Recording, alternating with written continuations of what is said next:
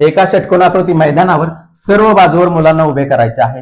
प्रत्येक समान अंतरावर 15 मुले आली पाहिजेत. तर एकूण किती मुले मैदानावर असणे गरजेचे आहे असा प्रश्न विचारलेला आहे. आता षटकोनाला किती बाजू असतात?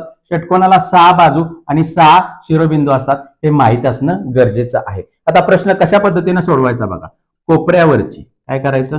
कोपऱ्यावरचे अधिक बाजूवरचे काय करायचं? अधिक बाजूवरचे. आता कोपऱ्यावरचे किती आहेत? कोपऱ्यावरचे हे 6 आहेत. अधिक बाजूवरचे काय करायचं? 13 गुणिले 6 करायचं. किती? 13 गुणिले 6 करायचं. आता पुढे 6 अधिक 13 गुणिले 6 केलं तर किती येईल?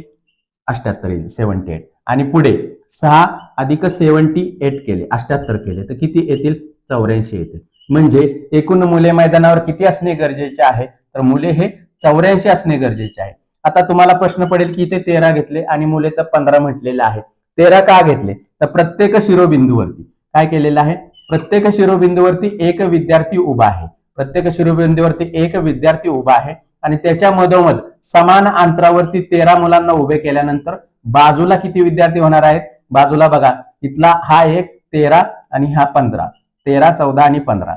तसेच ह्या बाजूला सुद्धा केलं तर हा बिंदूवरती हा उभा आहे, हा बिंदूवरती हा उभा आहे आणि मध्ये समान अंतरावरती जर 13 विद्यार्थी घेतले तर यांची बेरीज सुद्धा किती होणार आहे? 15 होणार आहे. म्हणून इथे 13 घेतलेले आहे. तर एकूण किती विद्यार्थी मैदानावर असणे गरजेचे आहे? तर 84 विद्यार्थी किंवा मुले मैदानावरती असणे गरजेचे आहे.